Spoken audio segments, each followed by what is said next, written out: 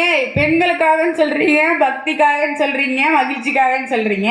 ஏன் குழந்தைங்களுக்காண்டிலாம் திருவிழா நடத்த மாட்டாங்களா? நான் பேசுவேன் அப்படின்னு ஒரே அடம் பிடிச்சி எனக்கு ஃப்ளெக்ஸில் பேர் போடலனாலும் பரவாயில்ல, எது பண்ணலனாலும் பரவாயில்ல, நான் பேசுவேன் அப்படின்னு ஒரு நல்ல எண்ணத்தோட இந்த வயசுல இங்க எல்லாருக்கும் சின்ன பிள்ளை ஆலமுதன். அப்ப ஆலமுதன் வந்து இந்த வயசுல அவர் பேச வர்றாருன்னா உங்களோட கைத்தட்டலால அவரை உற்சாகம் பண்ணிக்கிட்டே இருக்கணும். அந்த மாதிரி அவர் இன்னும் மென்மேலும் வளரணும். அதனால ஆலமுதனை முதல்ல பேச கூப்பிட்டுலாமா? திருவிழா எதுக்காண்டி அப்படின்னு பேசுறதுக்காண்டி முதல்ல ஆலமுதன் வரார்.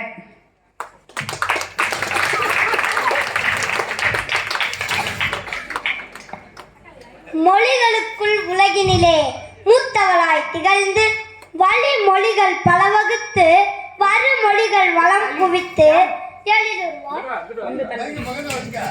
எழிலுருவாய் இளந்திருவாய் இலங்கி இன்ப தமிழர்களின் விழிகளுக்குள் ஒளிர்மணியாம் வியத்தமிழை போற்றி இங்கே கம்பீரமாக அமர்ந்திருக்கும் நடுவர் அவர்களே, விழா குழுவினர்களே, பார்வையாளர்களே, பரீட்சைக்கு படிக்காமல் பட்டு மண்டபம் பார்த்து கொண்டிருக்கும் மன்னர்களே, அக்காக்களே, திருவிழாக்களை உண்மையான மகிழ்ச்சியோடு கொண்டாடி கொண்டிருக்கும் குழந்தைகளே, உங்கள் அனைவருக்கும் ஆலமுதனின் அன்பு வணக்கத்தை.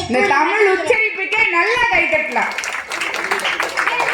நம் வாழ்நாள் முழுக்க திருவிழாக்களை கொண்டாடி கொண்டேதான் இருக்கிறோம். எதற்காக? அதை நீங்க தான் சொல்லணும். அதுக்காண்டிதான் நீங்க சொற்போர் மன்றம் வச்சிருக்கோம். குழந்தைகளின் மகிழ்ச்சிக்காகத்தான். ஆமா நடுவர் அவர்களே, எந்த பெரியவர்களாவது திருவிழா வரப்போகுதுன்னு சந்தோஷப்பட்டிருக்கத நீங்க பார்த்திருக்கீங்களா? பார்த்ததில்லையே. நீங்க யாராவது பார்த்திருக்கீங்களா? பார்த்திருக்கேன்னு சொல்லுங்க. வாய்ப்பே இருக்காது. திருவிழா வரப்போகுதே, செலவுக்கு என்ன பண்றதுன்னு தெரியலையே. கைமாத்தா யாராவது காசு கொடுப்பாங்களா அல்லது கம்மியான வட்டிக்கு யாருக்கிட்ட கடன் வாங்குறதுன்னு புலம்புறவங்களை தான் உங்களால பார்க்க முடியும். அதுலயும் இந்த அம்மாக்கள் இருக்காங்களே, அப்பப்பா திருவிழா வரப்போகுது, ஒட்டடி அடிக்கணும், வீடு சுத்தம் பண்ணணும், இதை எடுத்து அங்க வை, அதை எடுத்து இங்க வை, மேல இருக்கத கீழே இருக்கு, கீழே இருக்கத மேல அடுக்குன்னு சொல்லும் போது எனக்கு மூச்சு வாங்குது நடுவர். பாருங்க, மூச்சு வாங்க பேசுறாரு கண்டி. அப்படி அவர்கள் அவங்க புலம்புறதும் இல்லாம எங்க சந்தோஷத்தையும் சேர்த்து கெடுக்க பாப்பாங்க. அதுக்கு நாங்க அசருவோமா என்ன? அவங்க கண்ணுலயும் மண்ணை தூவிட்டு ஓடி போய் சத்தம் இல்லாம ஓடி போய் கோவில் பொட்டல்ல திருவிழா கடைகளை பார்த்துக்கிட்டு விளையாடுற சுகமே தனிதாங்க.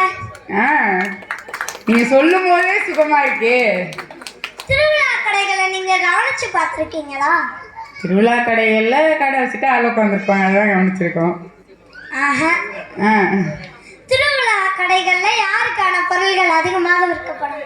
குழந்தைகளுக்கான பொருளா? ரைட்டு தானே. குழந்தைகளுக்கானதுதான். சிறுவர்களை ஈர்க்கும் பொருள்கள் தான் அதிகமாக விற்கப்படும். இதுல இருந்தே தெரியவில்லையா திருவிழாக்கள் யாருக்காக கொண்டாடப்படுகின்றன? யாருக்காக? குழந்தைகளுக்காக. அங்க சத்தம் வந்துருச்சு நீ சொல்றதுக்கு முன்னாடி. திருவிழாக்கள் கொண்டாடுறதுல எங்களுக்கு கூடுதலான ஒரு மகிழ்ச்சி இருக்கு நடுவர் அவர்களே. என்ன தெரியுமா? என்னது சொல்லுங்க கேப்போம். லீவு தாங்க. திருவிழாக்களுக்கு அவங்களா விடுவாங்களே, அந்த லீவு இல்ல. அடுத்த நாள் 11 மணி வரைக்கும் வேணுக்கும் நேரம் குப்புற அடிச்சு தூங்கிட்டு நாங்களே லீவு போட்டுக்குவோமே ஒரு லீவு. அந்த லீவு தாங்க அந்த எக்ஸ்ட்ரா ஹாப்பினஸ். என்ன யாரும் நீங்களும் அந்த ஐடியால தான் இருக்கீங்களா? நாளைக்கு உள்ளுக்கு போகாம இருந்தா அடிச்சு போடுவோம். அப்படியா? யாரும் அம்மா அப்பா 2 பேரும் அடிச்சிடாதீங்க. யாரும் இன்னைக்கு நல்லா பேசிட்டாப்ல.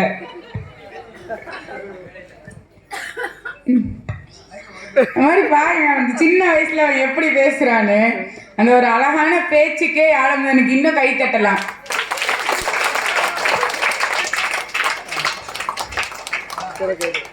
ஆகவே திருவிழாக்கள் கொண்டாடுவது குழந்தைகளின் மகிழ்ச்சிக்காகத்தான். நல்ல தீர்ப்பை வழங்கி நீங்க ஒரு நியாயமான நல்ல நடுவர் என்ற பெருமை பெறுவீர்கள் என்று நம்பி விடைபெறுகிறேன். நன்றி. அதெல்லாம் பாருங்க, புதுசா வச்சுட்டு போறான். குழந்தைகளுக்காக சொன்னீங்கன்னா நீங்க நல்ல நடுவர், இல்லைன்னா இருந்தாலும் நல்லவங்க நல்லதாங்க. பாத்தீங்களா, இதாங்க குழந்தைங்கிறது. அருமையா பேசின ஆலமுதனுக்கு வாழ்த்துக்களை தெரிவிச்சுக்கலாம்.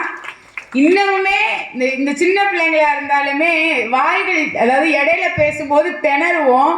ஆனா ஆலமுதன் நின்று பேசும்போது இடையில பேசினாலும் சரி, கை தட்டினாலும் சரி, இங்க ஆலமுதன் எவ்வளவு உற்சாகமா வந்து பேசுறான்னா அதுக்கு மேல உற்சாகமா அவங்க அம்மா அப்பா 2 பேரும், அவங்க அப்பா வீடியோ எடுத்துட்டு அவங்க அம்மா பார்த்துட்டு இருக்காங்க.